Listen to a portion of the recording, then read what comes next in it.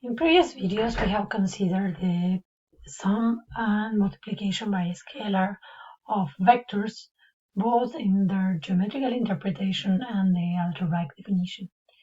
Now we are going to look at some of the algebraic properties of these operations. Here I wrote the names of the properties that we are considering, and don't worry if you don't remember what those names mean, because you do know what the properties are. Let me show you. Let's say that A, B, and C are vectors, and K is a real number.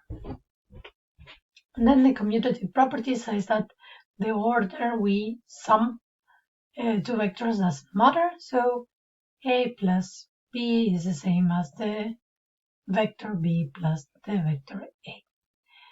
The associative property says that when we are summing three vectors A, B, and C, it is the same to consider the sum of A plus B, and then to that result sum the vector C, than to consider first the sum of the vectors B and C, and then add the vector A to that. The additive identity says that summing the zero vector is like not doing anything at all. Of course, the order in which we do it doesn't matter, and at the end we get the vector A anyways. The additive inverse says that if we sum the vector minus A to A, doesn't matter in which order, of course, we obtain the vector 0. And the distributive property refers to the case where we are summing two vectors, A plus B, and those vectors are being multiplied by a scalar K.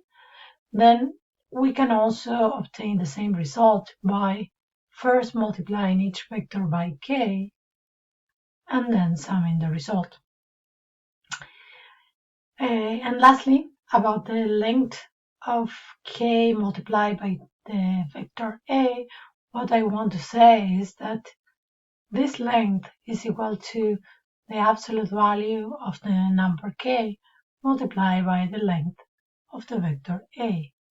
And also we mentioned this before, this vector Ka is parallel to the original vector A. And that was it for our algebraic properties.